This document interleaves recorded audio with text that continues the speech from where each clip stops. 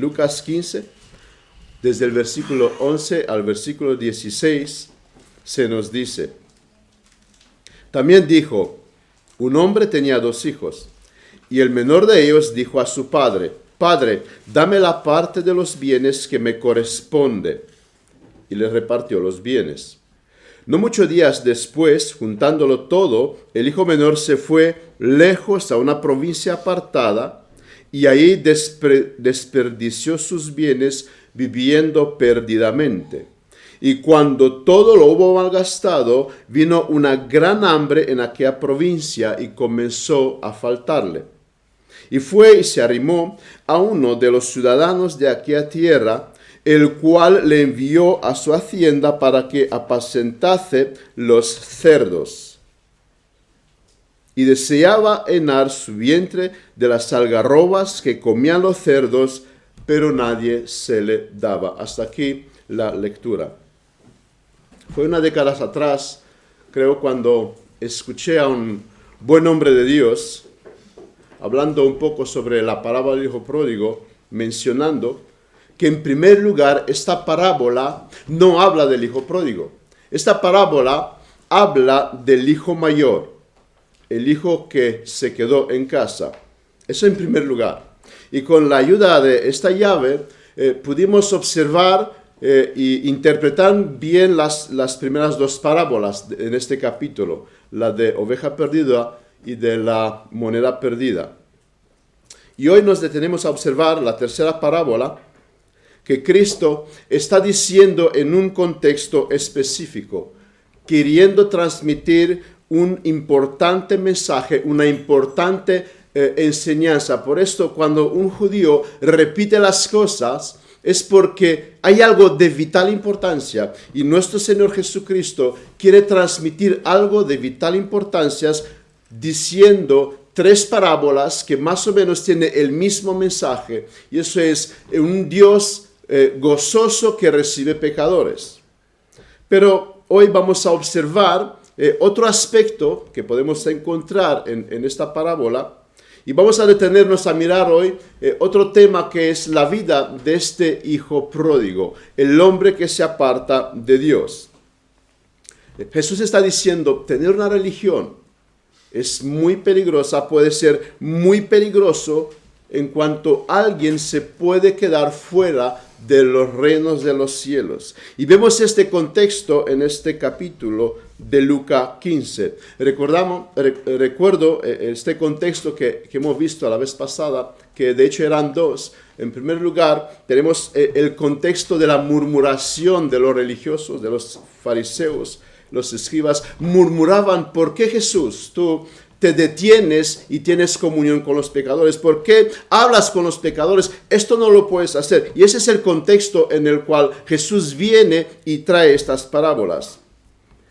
Ellos no veían con buenos ojos a Jesús, lo que él estaba haciendo. Y el segundo contexto que lo vimos también era, Jesús está en un contexto de judíos. Era el pueblo elegido de Dios. Y cuando interpretamos esta parábola, no tenemos que olvidar estos 2 contextos, porque si los olvidamos, vamos a poder deducir cosas que la Biblia no nos enseña. Y en este contexto tenemos la parábola del hijo pródigo. Jesús quiere transmitirle un mensaje a estos religiosos. Pero en segundo lugar, podemos ver la doctrina de la salvación, que hoy también vamos a detenernos a observar el estado del hombre caído. Esta vez estudiaremos la parábola un poquito diferente de como suelo hacerlo las ocasiones pasadas. Y vamos a detenernos a ver cada versículo que acabamos de leer. Estudiamos la parábola versículo a versículo. No nos dará tiempo a terminarlo, por eso no la he leído toda.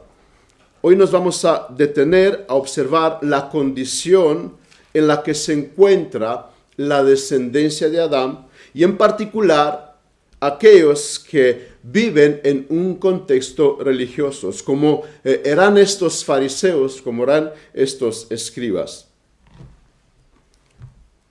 También dijo el versículo 11, un hombre tenía 2 hijos. La parábola también nos quiere transmitir que lo que viene a continuación tiene que ver con lo que fue dicho antes.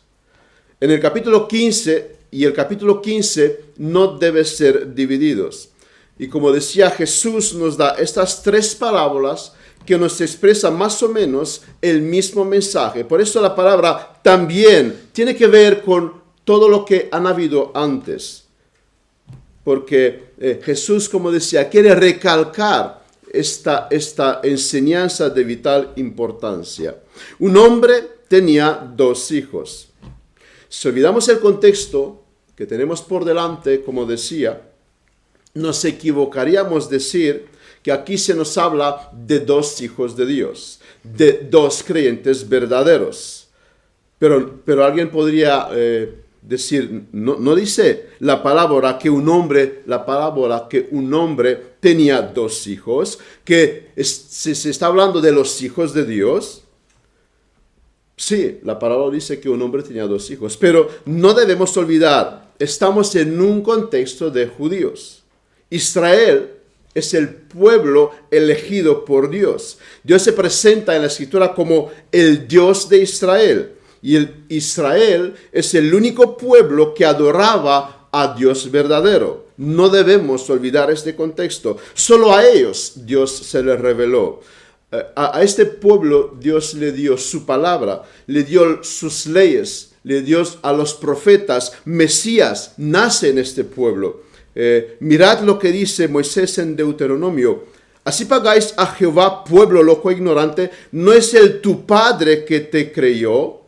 Moisés se refiere a Israel como el pueblo de Dios, donde Dios es su padre. Dios se presenta como el padre de este pueblo Israel. También nos explica Pablo en Romanos. Ellos son israelitas en Romanos 9, con versículo 4, de los cuales son la adopción. Dios adoptó a este pueblo. Por eso Él se presenta como el padre de Israel. Israel fue adoptado por Dios. Pero, y aquí hay un grande pero, sigue diciendo Pablo, no los que son hijos según la carne son hijos de Dios, sino los que son según la promesa. ¿Qué está diciendo Pablo? Israel es pueblo de Dios. Dios es el Padre de Israel. Pero, hay un grande pero. No estos son los hijos que se van a salvar, los hijos de Dios que recibirán la salvación. ¿Qué nos dice Pablo? Israel fue adoptado por Dios como pueblo. Y según la carne, ellos pertenecen al pueblo de Dios. Pero, al menos que no tenga la fe de Abraham, ellos no son salvos. O sea, puedes Dios llamarse el Padre de Israel, pero aún así alguien se puede quedar sin salvación. Porque mira lo que dice Jesús en Juan, lo que dice Juan en capítulo 1. A los suyos vino y los suyos no lo recibieron. Israel es llamado aquí los suyos. Pertenece a Dios, pero ellos no lo recibieron. Y sigue diciendo Pablo, también Isaías clamante, tocante a Israel, si fuera el número de los hijos de Israel como la arena del mar, tan solo el remanente será salvo. No caigamos en el error de decir que Dios es el Padre de cada individuo que viene a esta tierra. No, Dios no es el Padre de cada individuo que nace en esta tierra. Ni siquiera Dios es el Padre de cada israelita, a pesar que Él se llama Padre de Israel. Dios no es el Padre personal de cada israelita, al no ser que tiene la fe de Abraham.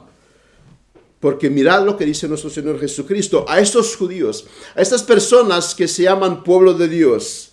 Vosotros sois de vuestro padre el diablo. ¿Pero cómo así? Efectivamente, si alguien no tiene la fe de Abraham, a pesar que pertenece al pueblo de Israel, a pesar que tiene los privilegios de la adopción, él no es un hijo de Dios que se van a salvar. Esto fue dicho a unos judíos. Pablo afirma, así que en cuanto al evangelio, estos judíos son enemigos, pero en cuanto a la elección, son amados por causa de los padres. Así que la parábola nos lleva a un contexto de pueblo de Dios. Lo que Jesús está diciendo es que tanto los escribas como los publicanos, tanto los fariseos como las rameras, estaban en la misma clase. Pertenecían al pueblo de Dios elegido, pertenecía a la misma clase, pero aún así podían estar muy lejos de Dios. Un cristiano practicante sin arrepentimiento es igual que un traficante de droga que pertenece al crimen organizado. Y me sorprende que muchas de estas personas afirman creer en Dios. Los dos están en la misma relación con Dios. El hijo mayor no era mejor que su hermano, porque lo que hace la diferencia al final y al cabo es el arrepentimiento. No es quién dices que eres, sino el arrepentimiento. Y para ponerlos en nuestros días, podríamos decir, había una vez en una iglesia 2 cristianos. Y cuando digo cristianos, me refiero a la clase de estos cristianos que ellos profesan fe en Dios, pero que nunca experimentaron la obra de la regeneración en sus corazones. Y de estos hay muchos. Las iglesias, tristemente, están llenos de estas personas que hacen la oración de Padre Nuestro, pero Dios no es el Padre de ellos. Es como Israel. Solo un remanente de Israel serían salvos. Y estas personas llenan las iglesias. Y también, incluso en nuestras iglesias, hay personas así. Y yo no quiero apuntar a nadie. Me apuntaré hoy a mí. Yo he sido por muchos años, un cristiano así. Nací en un entorno de cristianos evangélicos. Me bauticé a los 18 años. No cometí pecados escandalosos. Siempre he estado en la iglesia. 31 años estando en la iglesia como cristianos. Y cuando realmente experimenté la salvación, lo que es realmente el arrepentimiento, por un lado me asusté. Y he dicho, ¿cuántos como yo están hoy llenando las sillas de las iglesias? ¿Cuántos cristianos que llaman a Dios Padre como este hombre, como los israelitas, pero aún así están lejos del verdadero arrepentimiento? Están lejos de la obra de gracia en sus corazones. Vi esta crueldad, vi esta terrible realidad. Muchos que hoy están aquí, mañana estarán en el infierno. Muchos que escuchan la palabra de Dios, mañana acabarán en el infierno. Y quiera Dios que en este caso, que en nuestra iglesia no se encuentra ninguno así. Tenga Dios misericordia y rescate a los que hoy se encuentran en este estado, que pertenecen al pueblo de Dios, pero Dios no es su Padre. Y si Jesús se les tenía que dirigir hoy, les dirían como a estos judíos, tenéis al Padre, tenéis de Padre al diablo. Eso es fuerte. Yo sé que es muy fuerte, y no estoy diciendo esto para molestar a alguien, sino para que recapacite, para que se dé cuenta que puede estar en una religión y estar tan en grande peligro que mañana podrá acabar en el infierno. Versículo 12. Y el menor de ellos dijo a su padre, Padre, dame la parte de los bienes que me corresponde. Y él le repartió los bienes. Aquí tenemos un hijo egoísta y un hijo sinvergüenza. Sabemos que de la herencia se habla cuando el progenitor muere. Pero este hombre, antes que su padre haya muerto, él viene y habla de la herencia. Y pedir la herencia a un padre mientras vive es como decir, Padre, te quiero muerto. Tú no me interesas. Me interesa lo que tú me das. Me interesan tus bienes. Y eso es la foto del hombre carnal. Esa es la foto del hombre sin Dios. la foto de cada hombre que viene en este mundo. Lo queremos a Dios muerto. Que Él no exista, eso sí, que nos dé y que no nos prive de todo lo que tenemos. Queremos salud, queremos bienes, pero sin Dios. Queremos disfrutar de las cosas que Dios nos da, pero que nos deje en paz. Que nada de sus leyes, que nada que nos llame al arrepentimiento. Y eso es lo que nos espera, y eso es lo que espera el hombre en esta vida. Y en esto se resume la existencia de los hombres. Queremos los bienes de Dios, pero sin Dios. Queremos a Dios muertos. A Dios muerto. Y así es como Dios ha sido y es tratado por el hombre, sin el mínimo respeto. Que Dios exista. Nosotros nos atrevemos que Dios exista. Entonces el hombre viene y dice, Dios exista. Entonces que acabe con el hambre en el África. Que dé salud y paz mundial. Que detenga el mal. Si Dios exista, bien, pues que haga todas estas cosas. Los que nos contradicen. ¿Veis cómo el hombre quiere solamente lo que Dios da, pero no le quiere a Dios? No quiere volver a Dios. Pero si observáis, todo esto para que el hombre viva mejor. El hombre quiere vivir bien, pero sin Dios.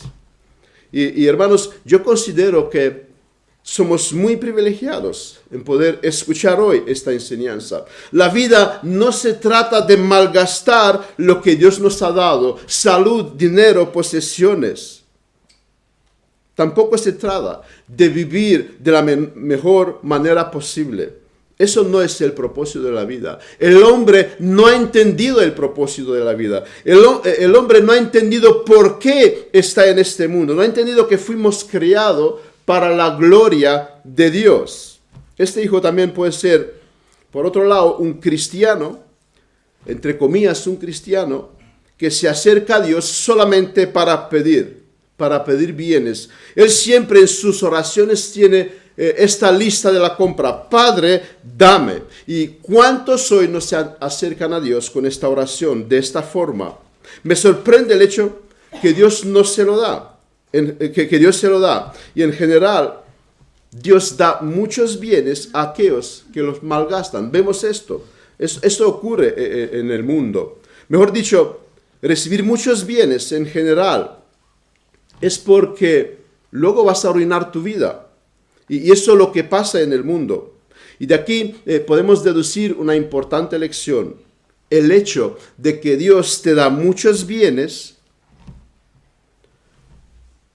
no necesariamente te lo da porque eres un hijo amado, porque estás bien con Dios. Si le pides a Dios, Él te da. No necesariamente es una demostración que estás en la gracia de Dios. Este hombre no estaba, más tarde viene el arrepentimiento. Y le pide a Dios bienes, Dios le da estos bienes, pero eso no quiere decir que porque está en la gracia de Dios. Y para él no fue una bendición. Pocas veces los hombres usan los bienes de una manera correcta, sino para gastarlos, para perderlos. Y así es como muchas veces Dios actúa. Nos deja tomar el control de nuestras vidas. Nos deja llevar nuestras vidas a la ruina. Le pedimos a Dios, ok, es lo que quieres, toma, aquí lo tienes. Y este padre es lo que hace con este hijo, pero él sabía el final. Por lo tanto, no dice nada. Ahora, ¿estoy diciendo que nosotros tenemos que actuar así? Que nuestros hijos primero, que podemos actuar de esta manera con nuestros hijos. No, quiera Dios que nadie de aquí actúa como este padre. ¿Pero por qué Dios lo hace? Porque Dios sabe el final. Porque Dios es capaz del pecado sacar cosas buenas. Y Dios quiere darle una lección a este hombre. Él es todopoderoso y él mira más allá. Y él sabe lo que va a ocurrir más tarde. Cosa que nosotros no podemos hacer. Dice Proverbios. Salomón en Proverbios, no me des pobreza ni riqueza, manténme del pan necesario, no sea que me sacie y te niegue y diga, ¿quién es el Jehová? O que siendo pobre hurte y blasfeme el nombre de Dios. O sea, muchos bienes de parte de Dios, observa Salomón, me puede alejar de ti, Dios. Me puede alejar de tu presencia. Y mirad los países desarrollados. Días tras días, cada vez más nuestra sociedad se aleja de Dios. Y sabes, me asusta lo que va a venir después. Los juicios de Dios. Porque es lo que las Escrituras nos enseñan, es lo que esta parábola nos enseña. Y ojalá no estaremos aquí para ver los juicios de Dios que se desatarán sobre todos aquellos que le han pedido a Dios bienes. Le han dicho, Dios, te queremos muerto fuera de nuestra sociedad. Eso sí, darnos lo que viene de ti. Hermano, si Dios no te ha dado mucho, es porque no quiere que te alejes de ti. Y deberías darle muchas gracias a Dios, porque muchos bienes vemos nos aleja de Dios. Y no quejarte por cosas que no has recibido. Odio este mal llamado evangelio de la prosperidad. No sé por qué le han puesto este nombre, evangelio, porque no tiene nada del evangelio. Pero veis es exactamente, yo le llamaría el evangelio del hijo pródigo. Esta gente que pide a Dios, dame, pero no me interesas tú. Ponémonos por un momento en el lugar de este padre. ¿Qué haríamos nosotros en esta situación? En mi caso no creo que podría ocurrir, porque yo no tengo muchos bienes y no creo que a mis hijos se le ocurrirán hacer estas cosas. Pero ¿veis? Que a Dios sí la gente se le ocurre ser tan sinvergüenza. No esperamos de nuestros hijos esta sinvergüenza, pero sí los hombres tratan a Dios de esta manera. Es así como Dios ha sido tratado por el hombre, como unos sinvergüenzas que somos. Y supongamos que esto ocurra, no deberíamos actuar como este padre. El hijo de esta parábola, que es un sinvergüenza, que somos nosotros antes de ser alcanzados por Dios, es la actitud del ser humano en su estado natural. Él odia a Dios. Queremos que Dios no exista. Elegimos el pecado porque nos gusta el pecado, porque nos atrae el pecado. Y si somos condenados, si alguien es condenado, es por lo que él eligió, por lo que él escogió. Fuera este pensamiento distorsionado que algunos nos quieren acusar, la condenación se condenaron porque no fueron escogidos por Dios. No, ellos escogieron vivir fuera de Dios. Y si el hombre llega al infierno es porque decidió darle espalda a Dios. Él no quiere a Dios, él odia a Dios. Y el Padre actúa de esta parábola de una manera diferente, que no es un ejemplo para nosotros, como decía antes. Espero que nadie actúe así. Si tu hijo de 20 años te hace una petición así, espero que no le hagas caso. Pero Dios tiene unos propósitos finales. Y Él puede sacar algo bien incluso de los pecados de los hombres, cosas que tú y yo no somos capaces. Nosotros no somos todopoderosos. Nosotros no tenemos todo el conocimiento que Dios posee. Los que defienden el libre albedrío, en parte diría que están en lo correcto. El hombre escoge, pero escoge siempre el mal. Y nadie, debido a su libre albedrío, escogió otra cosa. Y Dios le respeta. Es lo que quieres. ¿Quieres el pecado? ¿Quieres la vida sin Dios? Toma, aquí lo tienes. Haz lo que tú quieras con ellas. Por un lado, de una manera podríamos decir, Dios respeta el libre albedrío de los hombres, pero es que siempre vamos a pedir esto a Dios. Y Dios no lo puede conseguir. De hecho, vemos que a este hombre se lo da. Él no le contradice. Dios no se detiene a explicarle, mira hijo, estás actuando mal. ¿Qué dirán los demás? Eso me va a traer a mí mucha vergüenza. Y tampoco se lo niega. Podría haberle dicho, mira, niñato, vete a tu cuarto, salte fuera, no recibes nada, venga cuando recapacitas. Dios no actúa así. Es lo que quieres. Hombre, es lo que quieres. Toma, aquí lo tienes. Y parece que el hijo de momento se salió con la suya. Pero vamos a ver lo que ocurrió más tarde. Por un momento no se puede pedirle más a Dios. Pero más tarde el hijo aprende una lección vital. Esta lección es que lejos de Dios está la ruina. ¿Cuántos no quieren aprender esta lección? Y entonces Dios les deja tocar fondo para que luego se den cuenta de que no hay felicidad lejos de Dios. No puedes tener un buen fin si te alejas de Dios. Un tiempo Dios nos suelta para demostrarnos lo que somos capaces de hacer. Joven, quiera Dios que aprendas esta lección de este hombre y no de tu experiencia, porque tendrías que pagar un alto precio. Versículo 13. No muchos días después, juntándolo todo, el hijo menor se fue lejos a una provincia apartada y ahí desperdició sus bienes viviendo perdidamente. Y eso es lo que el hombre caído quiere hacer. Nada más pecar. Adán y Eva se escondieron de Dios. No querían estar más en la presencia de Dios. Porque el pecado nos separa de Dios. El pecado nos hace correr de Dios. No queremos estar en la presencia de Dios. Por eso nos dice Pablo que no hay nadie que busque a Dios. Nuestra naturaleza caída nos lleva a ir en contra de Dios, nos lleva a ir ahí donde es pecado, donde es ese placentero disfrute del pecado. Al joven, vemos, le faltaba sensatez. Creía que si tiene bienes, podría estar feliz lejos de aquel que le dio estos bienes. Y cuánta ilusión en el hombre, pensando que puede encontrar la felicidad lejos de Dios. No pensó que un día este dinero se le acabará. Y así es como el hombre carnal actúa. Es un insensato.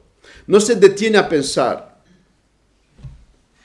Dios le da tantas cosas, él las toma y trata de estar lo más lejos posible de Dios. Por esto alguien decía que muchas riquezas pueden ser un castigo para el hombre, una maldición. Cuán difícil es para un rico entrar en el reino de los cielos, decía nuestro Señor Jesucristo. Deberíamos darle gracias a Dios por no darnos demasiada riqueza. Mirad dónde están los hombres que poseen el oro, el dinero de este mundo.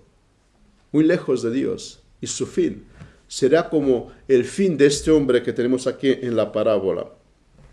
Él no se detuvo a pensar que si se pone a gastar todo lo que tiene, llegará un día cuando ya no tiene nada. No pensó, porque así es el hombre que actúa sin la consideración de Dios, un insensato. La Biblia llama al hombre que no considera a Dios un necio, y así es este hombre. Un tiempo el joven se lo pasó muy bien, y tenemos que reconocer esto. De hecho, yo reconozco esto. El pecado es dulce, el pecado es placentero. La Biblia nos habla de los placeres del pecado. Y yo les creo a aquellos que me están diciendo que lejos de Dios se lo pasa genial, se lo pasa de maravilla. Le creo a los jóvenes que cuando abandonan la iglesia y van al mundo y me dice que ahora sí que gozan en esta vida, yo les creo. De verdad, están gozando. Pero ellos lo que no saben es que un día se va a acabar esto.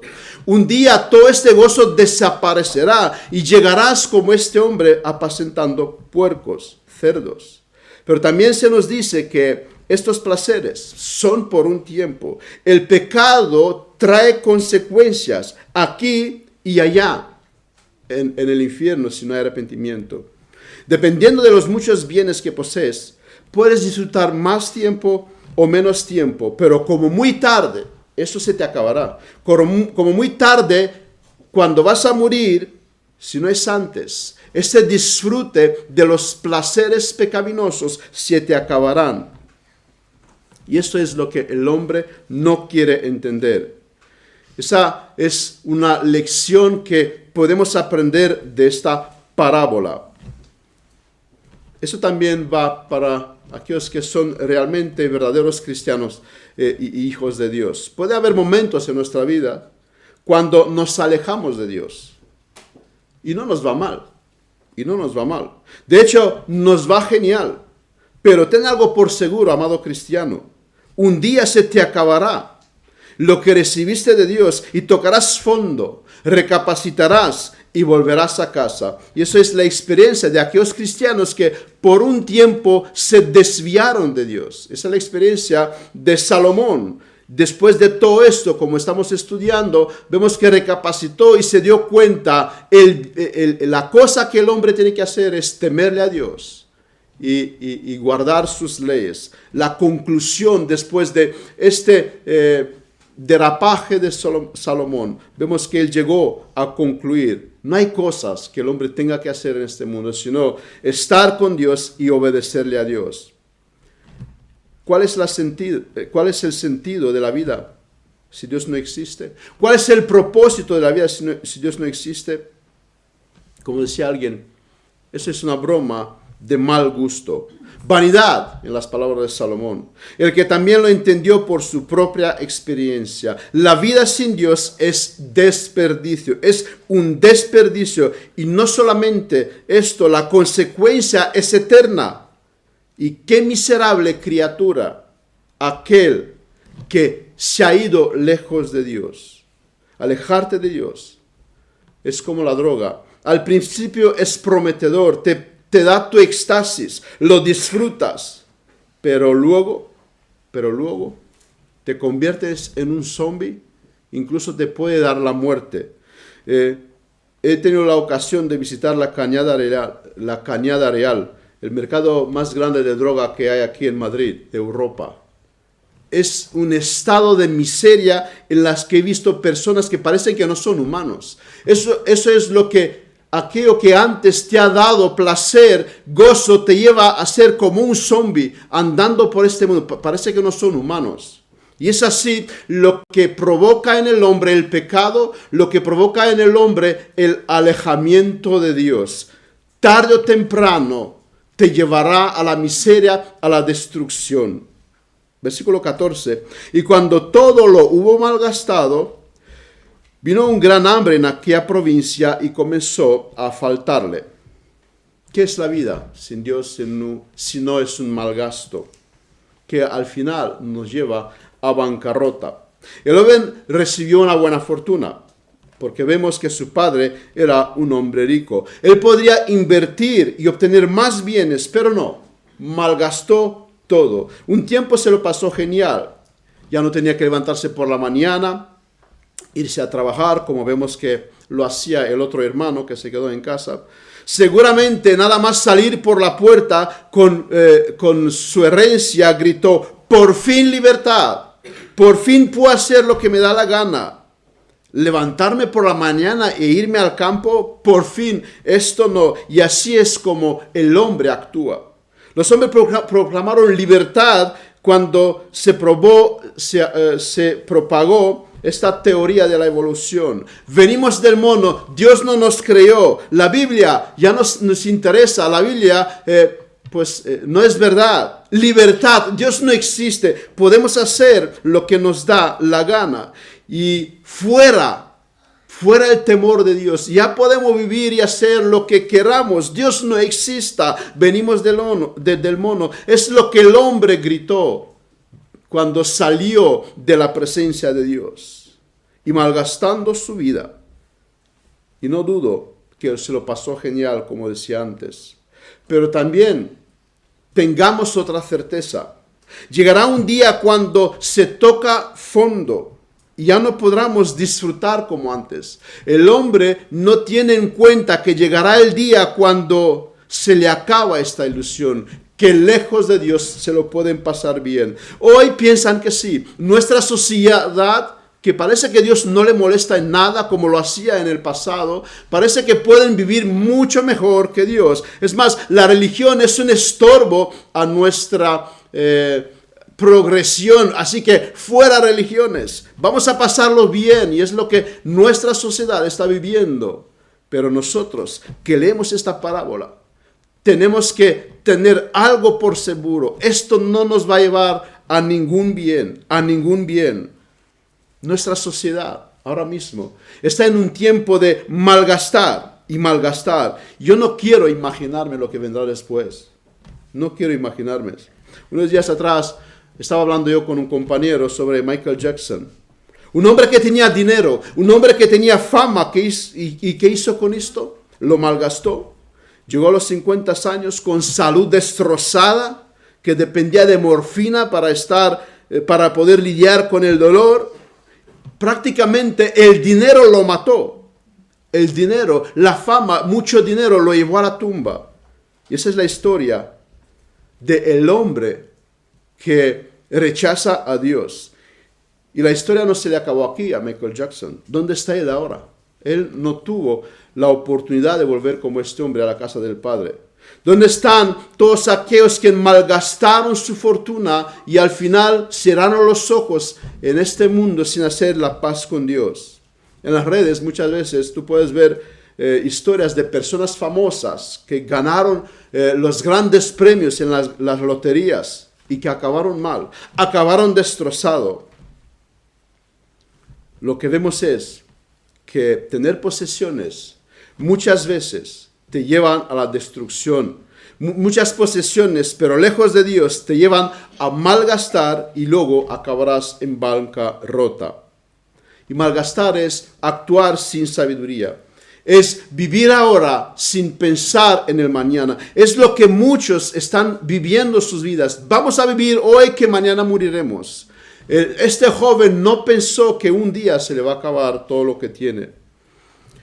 De nuevo me meto con nuestros amigos arminianos. Ellos se aferran al versículo 17 que dice, y volviendo en sí, dijo, ¿ves? Aquí está cómo el hombre viene a Dios, porque él decide, él se vuelve en sí. Pero lo que quiero traerlos en atención es que antes del versículo 17 tenemos este versículo 14. Y este versículo 14 nos dice que vino una gran hambre. En una sociedad agrícola y ganadera, como en aquellos tiempos, el hambre se debe a la sequía, a la falta de lluvia. ¿Y quién da la lluvia? Dios.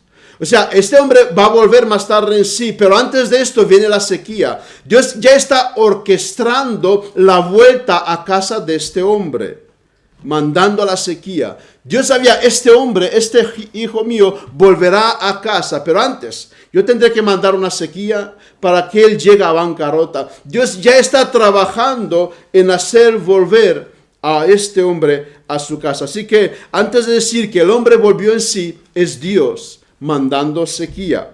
Es decir, Dios empezó a traer a su hijo de vuelta a casa, que encuentre la gracia, la casa del Padre, el arrepentimiento y la gracia. Lo mismo vemos que pasó con José y su familia. Jacob pudo ver de nuevo a su hijo debido a la mano de Dios que mandó una sequía. Dios manda la sequía, ellos buscan alimento y encuentran a José. Para que Jacob encontrase a su hijo, Dios primero tiene que hacer las cosas posibles para esto, para el encuentro. Y es lo que vemos que Dios está haciendo en este caso. Y vemos a este hombre, no solo que no tenía nada, encima le vino esta gran hambre. Y es así como suelen ocurrir muchas veces las cosas. Los problemas no vienen solos. Por un lado, provocadas por sí mismo, pero muchas veces también la providencia de Dios nos pone en medios, en circunstancias que tendrán un propósito. Y las cosas malas y los problemas muchas veces obran para el bien de este hombre. Si no hubiera venido la sequía, probablemente podría haber vivido mejor ahí y se moriría sin volver en la casa del Padre. Pero Dios tenía un plan con este hombre. Y es así como Dios actúa con los pecadores. Por otro lado, vemos la providencia de Dios que trae la hambruna. Y es así como Dios obra para bendecirnos. Lleva al hombre, primeramente, al borde del precipicio para luego salvarle. Porque antes de que alguien pueda ser salvo, primero tiene que tocar fondo. Y esto para que Dios se lleva toda la gloria en cuanto a la salvación del pecador. El pecador no contribuyó con nada para ser salvo. Todo lo hace Dios. Versículo 15. Y fue y se arrimó a uno de los ciudadanos de aquella tierra, el cual le envió a su hacienda para apacentar cerdos. Su primer intento para arreglar las cosas, vemos, es un intento humano. No pensó de momento en volver a casa. Buscó ayuda entre los hombres. Pensó que un hombre le podía ayudar, que un hombre podría solucionar su situación, pero no le fue nada bien, porque el problema del hombre no tiene solución humana. La filosofía, la mal llamada ciencia, las religiones, el ateísmo, la política no puede ofrecer solución al pecado del hombre, a la lejanía del hombre de Dios. Y Jesús usa esta imagen, la de apacentar cerdos, para ilustrar lo degradante que llegó este hombre, lo degradante que es el estado del ser humano lejos de Dios. Y os digo por mi experiencia, ese es un trabajo nada agradable. No tiene nada que ver con apacentar ovejas o otros animales. Hay un olor insoportable, puede que algunos lo conocéis, que se te imprima en tu ropa. Es un trabajo donde hay mucha miseria. Estás rodeado de los excrementos de los cerdos, que son, como sabemos y como conocemos, unos animales muy guaros. Por eso alguien guaro muchas veces le compara con el cerdo, es como un cerdo. Pero aparte de esto, para un judío, un cerdo es un animal inmundo. Y Jesús trae esta comparación en el medio de los judíos. Jesús está diciendo en esta parábola a unos judíos para que entienda lo desagradable el estado que llegó este hombre. Es decir, en nuestra cultura, como que alguien llegó a apacentar ratas, algo que no quieres hacer. Pues así llegó este hombre lejos de Dios. La verdadera problema del hombre no tiene solución humana. Él intentó arreglar su situación, pero no lo pudo. Y hasta que la humanidad no entiende esto, estará condenada siempre al fracaso. Vemos las sociedades, cuando abrazaron el Evangelio prosperaron, pero lejos de Dios. ¿Cómo está en este momento África? ¿Cómo están India? Gente que tiene dioses extraños, pobreza, miseria, porque lejos de Dios está la miseria. Y al menos que no entendemos que el Evangelio es el que trae prosperidad, vamos a estar condenados a la miseria, condenados al fracaso, porque lejos de Dios el hombre está condenado a este fracaso. Hermanos, no tengáis envidia de los pecadores, de aquellos que pueden que están vistiendo buenas ropas, conducen coches de lujo, poseen grandes fortunas. ¿Sabes? En sus almas, muchos de ellos están como este joven, apacentando cerdos. Si no me explico por qué muchos de ellos se quitan la vida. Acaban con sus vidas. A pesar de tener muchísimo dinero, acaban con sus vidas. No pueden más porque el dinero no trae la felicidad. Por eso no me explico por qué mucha gente en el manicomio fueron gente que estudiaron, que tenían todo lo que querían. Y llegaron a perder su mente, porque eso no trae satisfacción. Tarde o temprano, el que se aleja de Dios se dará cuenta que sin Dios llegas a un estado miserable, un estado de lástima. Y el último versículo. Y deseaba llenar su vientre de las algarrobas que comían los cerdos, pero nadie se le daba. Esto es el fin donde te lleva el pecado. Ese es el fin donde te lleva el camino de darle la espalda a Dios. El Hijo llegó a un punto donde humanamente no se podría hacer nada más. Sin la misericordia de Dios es imposible salir. Sin que Dios actúe en su favor, sin que Dios intervenga, es imposible que esta situación cambie.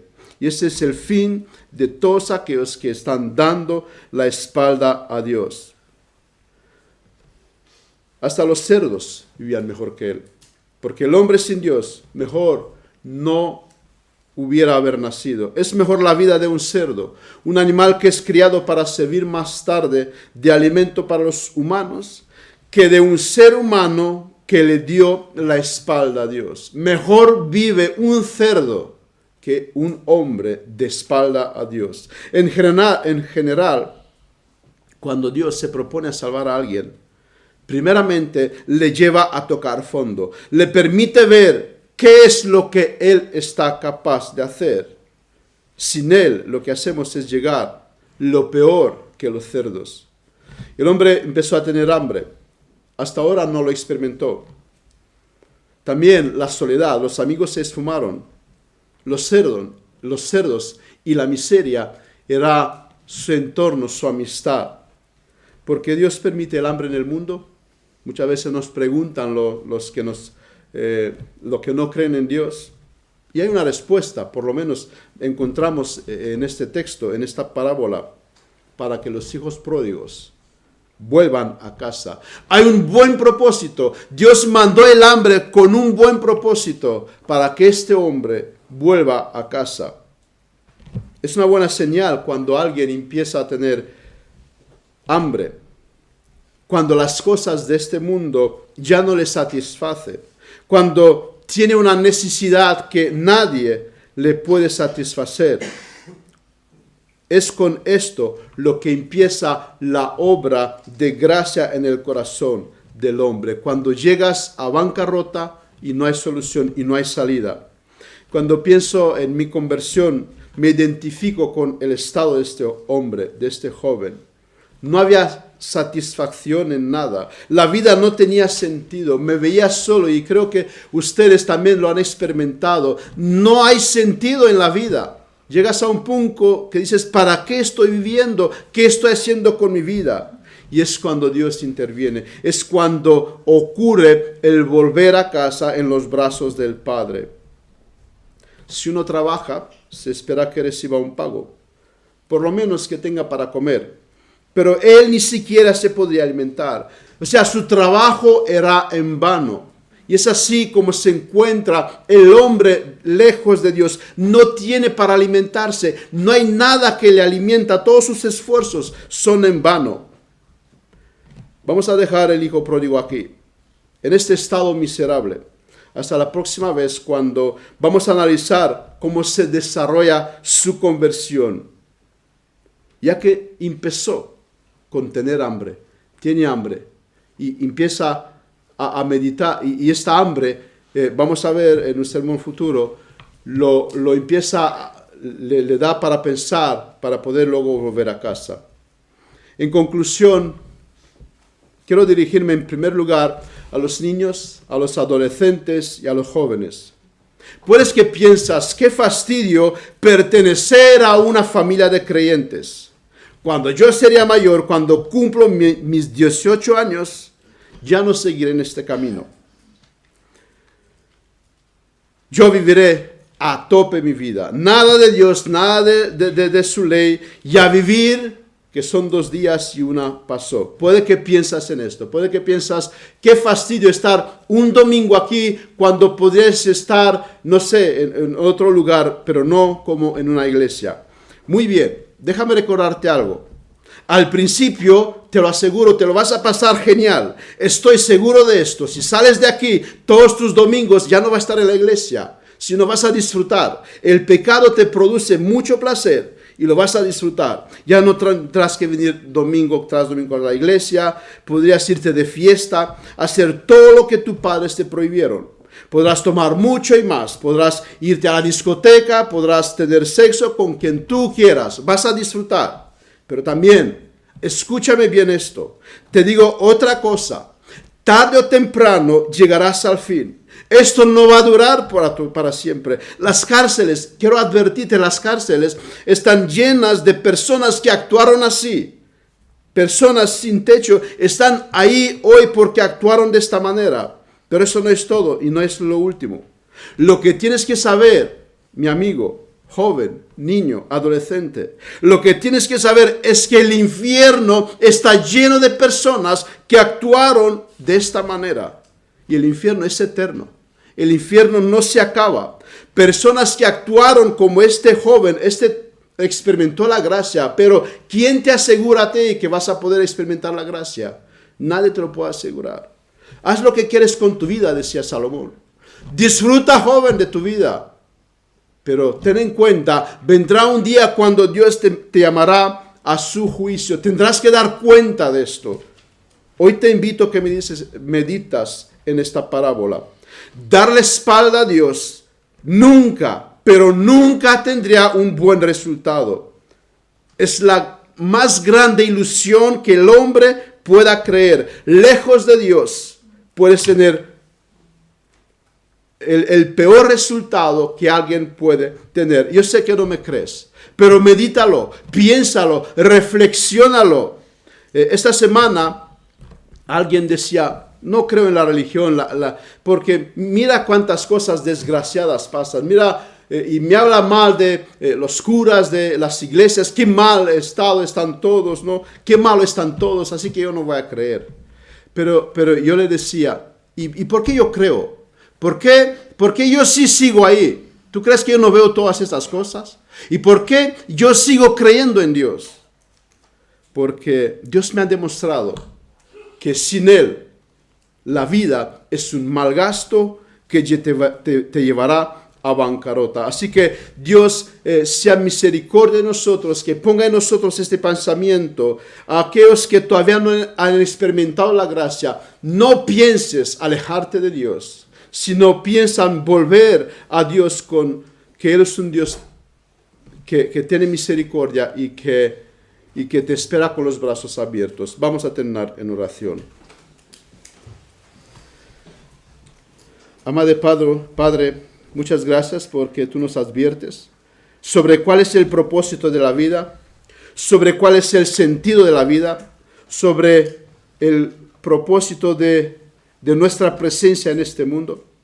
Gracias porque una vez más nos has recordado, lejos de ti está la miseria, está lo peor de lo peor que se puede esperar de alguien.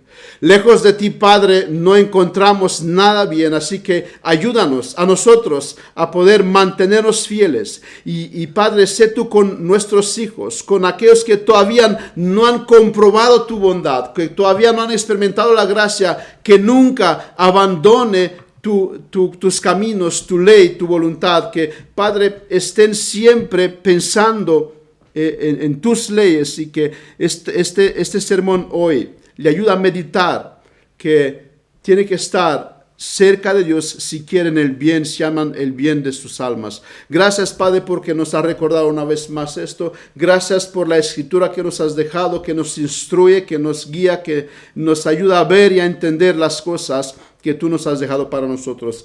En ti confiamos, Padre. Te damos gracias por todo lo que tú has hecho para nosotros. En el nombre de nuestro Señor Jesucristo. Amén.